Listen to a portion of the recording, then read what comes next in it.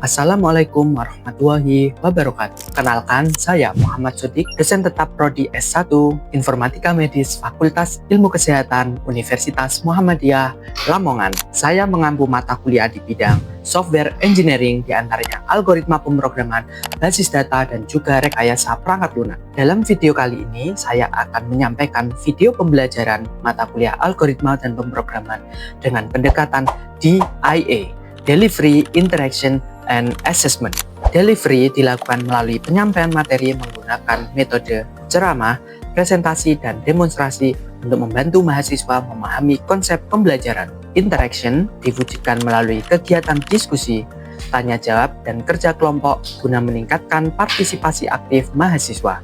Sementara itu, assessment dilakukan melalui tugas, praktikum, dan ujian untuk mengukur pencapaian hasil belajar mahasiswa, yaitu ketercapaian CPL, CPMK, serta menjadi dasar pemberian umpan balik dalam proses pembelajaran.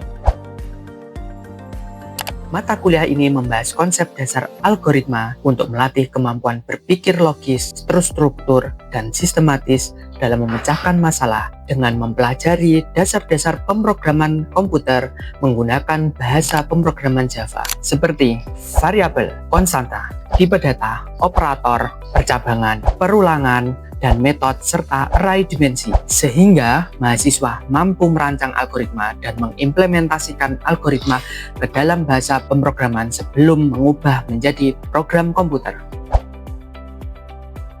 Mata kuliah ini memiliki capaian pembelajaran lulusan yang pertama pada CPL 03, memiliki kemampuan memahami cara kerja sistem komputer serta menerapkan berbagai algoritma atau metode untuk memecahkan masalah dalam suatu organisasi, khususnya fasilitas kesehatan. CPL 05 menguasai konsep teoritis dalam bidang informatika atau ilmu komputer dan ilmu kesehatan untuk mendesain dan mensimulasikan aplikasi teknologi multiplatform yang sesuai dengan kebutuhan industri kesehatan dan masyarakat. Sedangkan untuk capaian pembelajaran mata kuliah yang pertama di CPMK 031 mampu memahami cara kerja sistem komputer untuk memecahkan masalah dalam fasilitas kesehatan. Yang kedua ada di CPMK 032 mampu menerapkan berbagai algoritma atau metode untuk memecahkan masalah di fasilitas kesehatan. Dan yang ketiga ada di CPMK 051 mampu menguasai konsep teoritis dalam bidang informatika ilmu komputer untuk mendesain aplikasi teknologi multiplatform yang sesuai dengan kebutuhan industri kesehatan dan masyarakat. Untuk materi pembelajaran yang akan diajarkan selama satu semester, yang pertama terkait yang konsep dasar algoritma pemrograman. Dua, tipe data, meliputi variabel dan konstanta. Ketiga, ada operator aritmatika, pembanding, relasional, logika, increment, dan decrement. Yang keempat, percabangan if dan percabangan if majemuk. Yang kelima, percabangan switch case. Yang keenam, ada perulangan for. Yang ketujuh, perulangan while do dan nested loop. Kedelapan, ada methods. Kemudian ada array satu dimensi. Dan yang terakhir, ada array dua dimensi. Dalam sistem pembelajaran perkuliahan diselenggarakan melalui tatap muka atau luring sebanyak 14 kali pertemuan sesuai dengan RPS. Dalam proses pembelajaran, saya memanfaatkan media dan fasilitas pembelajaran seperti laptop, smart TV untuk menampilkan materi visual dan whiteboard untuk menjelaskan alur dari logika pemrograman. Untuk bahan ajar, saya menggunakan modul pembelajaran dan praktikum PowerPoint yang di dalamnya terdapat beberapa proses diantaranya ceramah, diskusi, studi kasus, tanya jawab, presentasi, dan juga final project. Selain itu, mahasiswa juga dapat mengakses materi, tugas, dan informasi perkuliahan secara mandiri melalui Learning Management System atau LMS dari Universitas Muhammadiyah Lamongan pada laman elearningmu.umla.ac.id.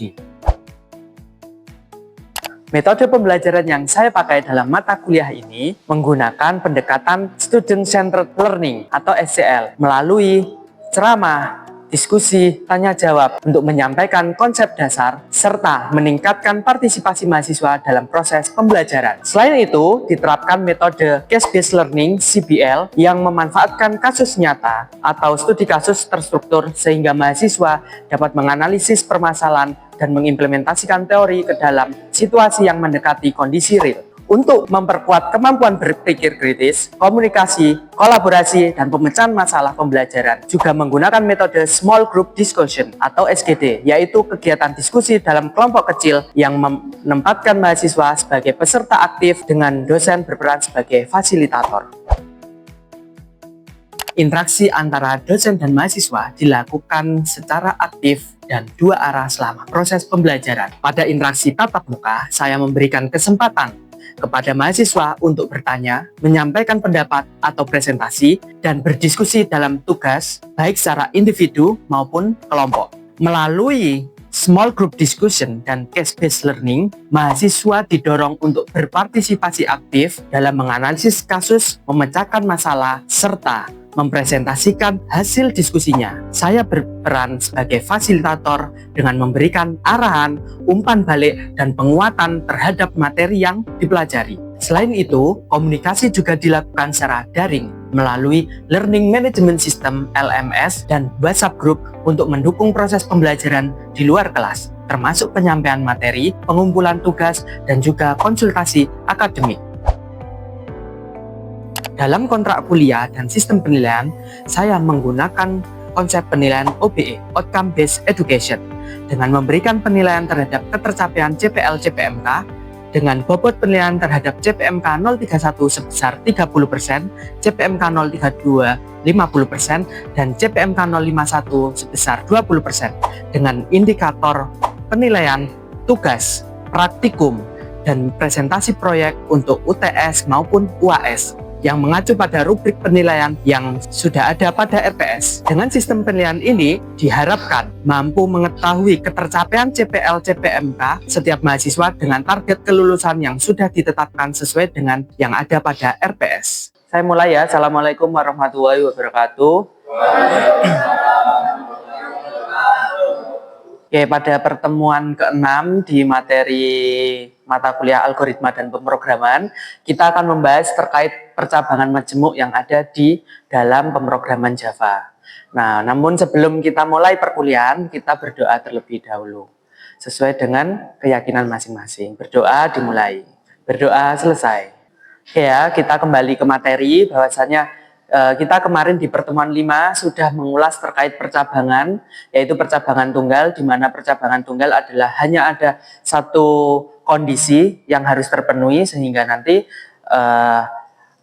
eksekusi programnya juga ada di kondisi yang sudah terpenuhi. Tetapi ketika kita memiliki dua kondisi yang harus dipilih, maka kita butuh namanya percabangan majemuk. Nah, sebelum kita masuk ke percabangan majemuk, kita ulas kembali bahwasanya alur program itu tidak sederhana ya, bahwasanya tidak dari input sampai ke output dalam satu jalur. Tetapi dalam percabangan itu, dalam sebuah program itu butuh namanya percabangan. Nah, percabangan di sini digunakan untuk apa? Percabangan di sini digunakan untuk memilih kondisi yang sesuai dengan fakta yang ada. Misalkan teman-teman itu membuat menggunakan Google Maps gitu ya, untuk menuju ke suatu titik. Nah, biasanya kan ada beberapa rekomendasi kan. Nah, itu kalau kita analogikan, itu sebuah percabangan yang ada di dalam pemrograman. Jadi ada pilihan 1, pilihan 2, pilihan 3. Biasanya kan gitu ya kalau kita menggunakan Google Map. Nah, ketika nanti teman-teman itu memilih jalur 1, maka yang dieksekusi adalah jalur satunya kan, sampai ke titik yang ingin dituju. Tetapi kalau memang teman-teman sudah melewati di jalur 1, kelewatan gitu ya, maka bisa memilih di jalur yang kedua atau jalur selanjutnya dan jalur-jalur yang lain. Seperti itu. Biasanya kalau di Google Maps kan akan memberikan beberapa rekomendasi.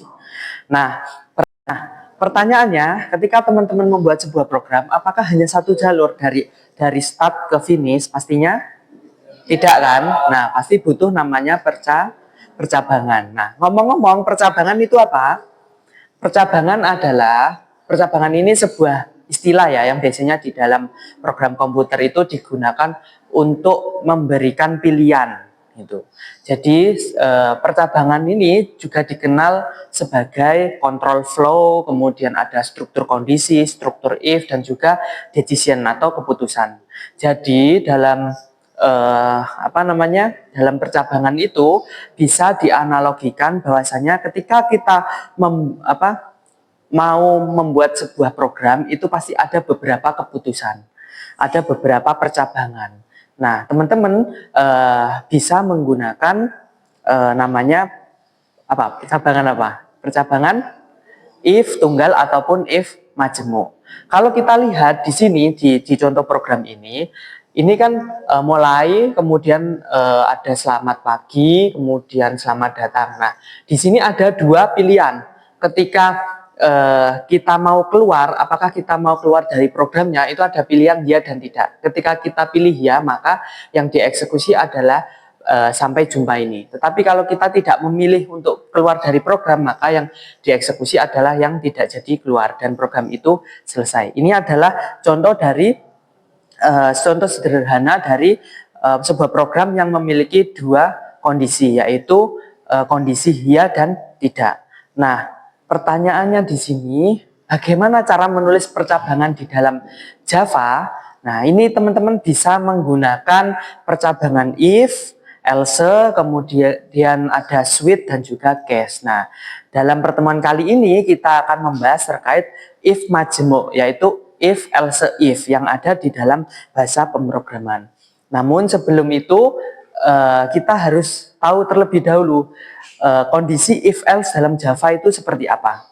Bahwasanya if else dalam Java ini digunakan untuk menjalankan perintah true kalau di if ya, sedangkan untuk di else itu digunakan untuk menjalankan perintah false. Nah, if else yang pertama ini merupakan pengembangan dari materi yang kelima kemarin, yaitu terkait if tunggal. Seperti itu. Jadi di sini ada if dan ada else. Jadi kuncinya di situ. If ini digunakan untuk apa, teman-teman? If ini digunakan untuk menjalankan blok yang bernilai benar atau true, sedangkan else ini digunakan untuk menjalankan blok atau kondisi yang bernilai salah.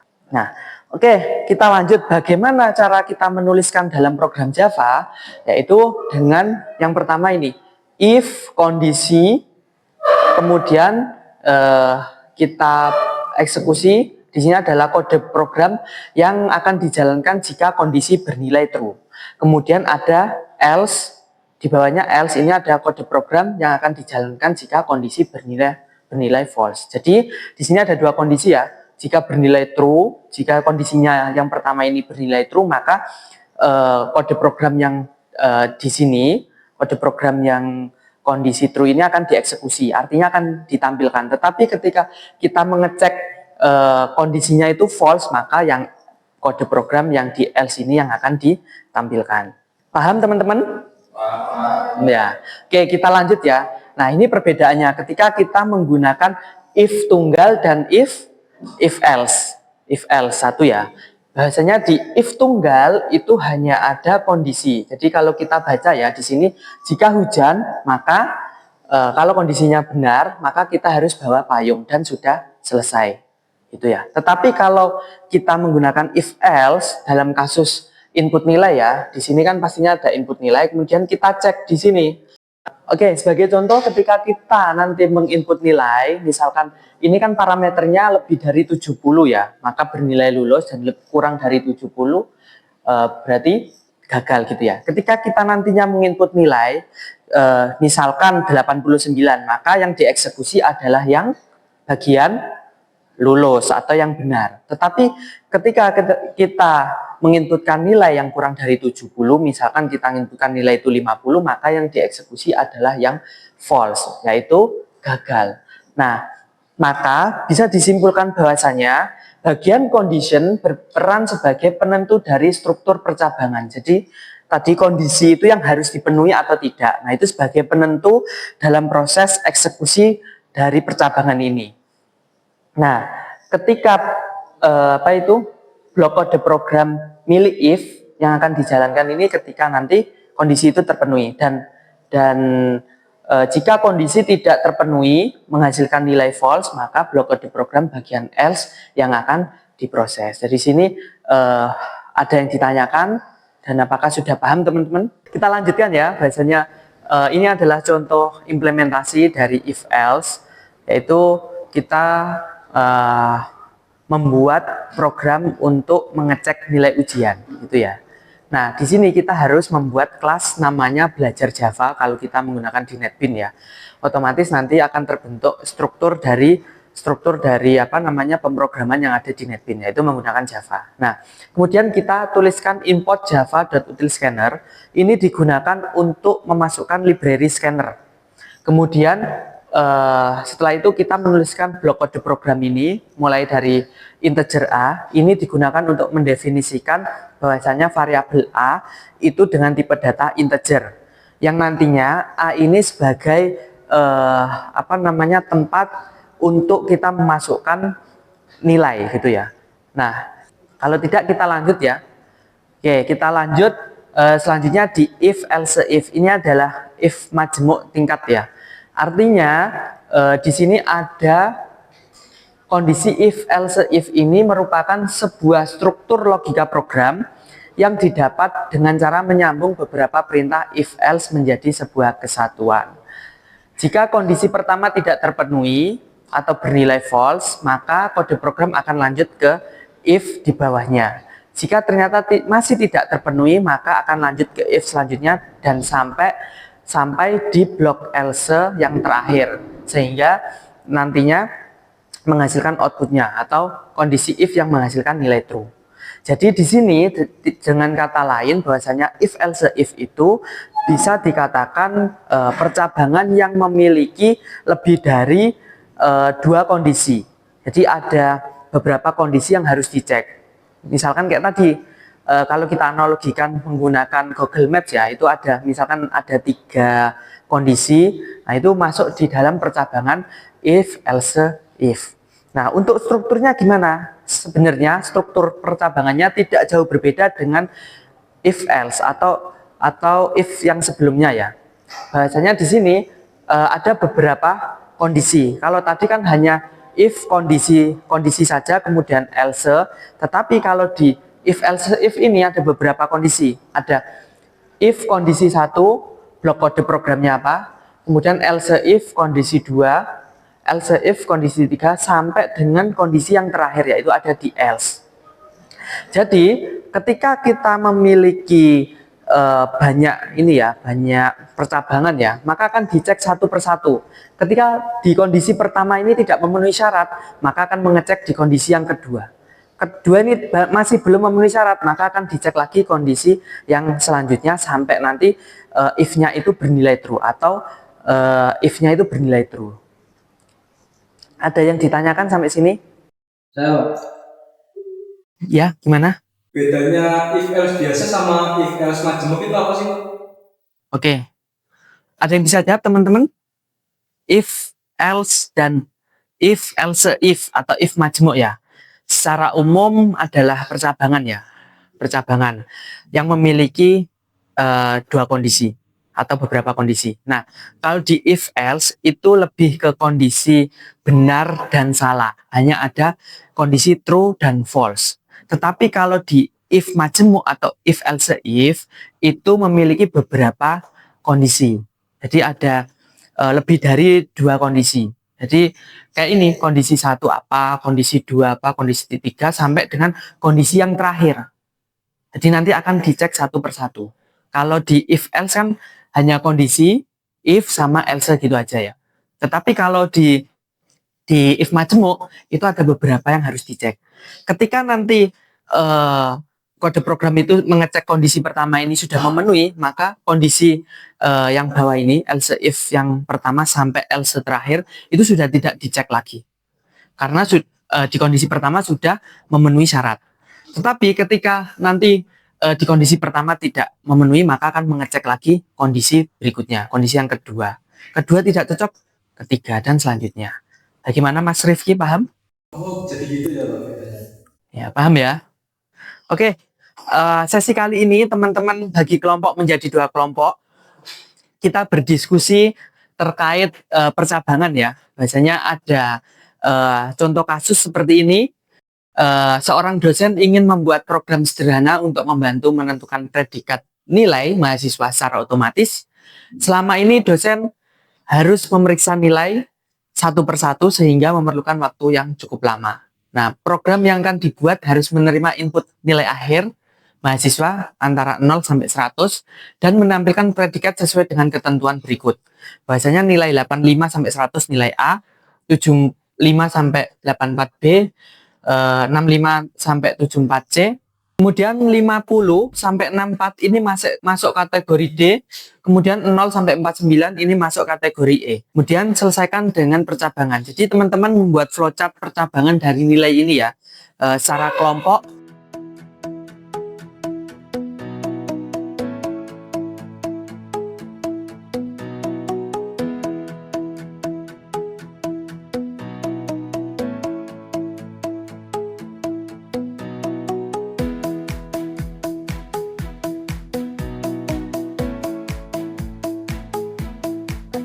Oke teman-teman, waktunya sudah habis. Habis ini adalah sesi presentasi dari teman-teman ya, perwakilan per kelompok. Kita mulai dari kelompok 1 terlebih dahulu.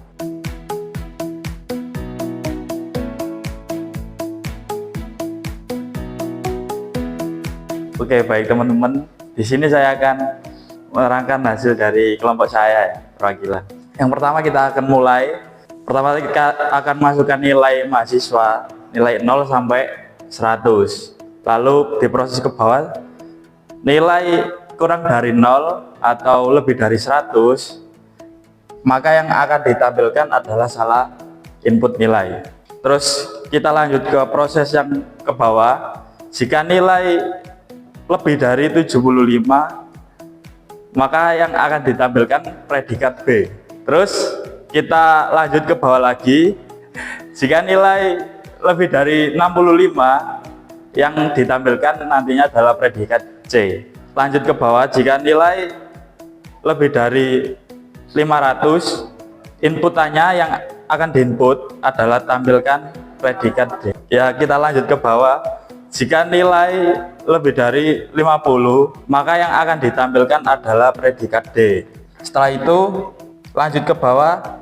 Kalau tidak, yang akan ditampilkan adalah predikat E, dan selesai untuk proses yang terakhir. Begitu ya teman-teman. Oke, nanti ini akan kita diskusikan kembali ya. Sebelumnya, selanjutnya kelompok 2 untuk mempresentasikan hasil dari diskusinya.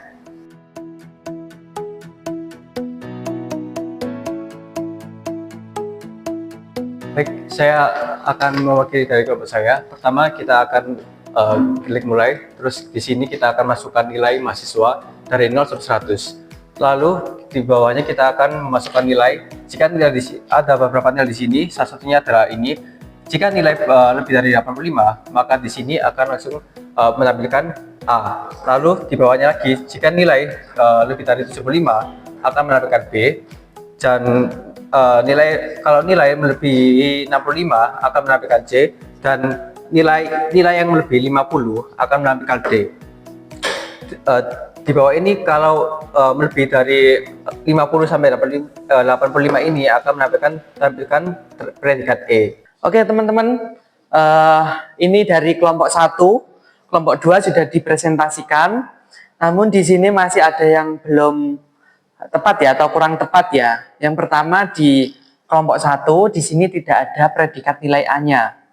Ya, hanya nilai lebih dari kurang dari 0 dan lebih dari 100, inputnya salah. Tetapi ketika nanti kita menginputkan nilai 85, berarti tetap terhitung langsung di predikat B. Jadi masih kurang teman-teman ya. Kemudian yang di kelompok kedua ini belum ada batasan terkait ini nilai kurang dari 0 atau lebih dari 100. Jadi kalau misalkan ini diimplementasikan di dalam program, ketika saya mengetikkan 101 pasti akan outputnya adalah nilainya A. Padahal nilai itu kan maksimal 100 ya. Jadi bagaimana implementasi flowchartnya? Jadi kita tulis simbol mulai dulu ya. Kemudian di sini adalah input nilai ya. Input nilai pakai simbol outputnya flowchart input nilai.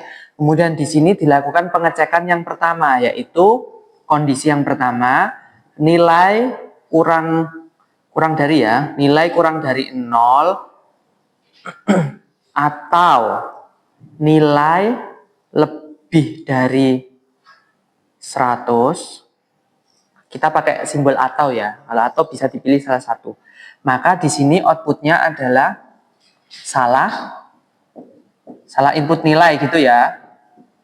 Salah input nilai gitu. Ini ya, ini tidak. Nah, kalau di tidak ini baru kita masuk ke sini. Di sini adalah ada batasan ya, bahwasanya nilai A itu 85 sampai 100. Berarti di sini dicek lagi nilai lebih dari sama dengan 85 dan kita kasih simbol operator double dan ya, dan nilai berapa? Kurang dari sama dengan 100, artinya batasannya kan 85 sampai 100 gitu ya.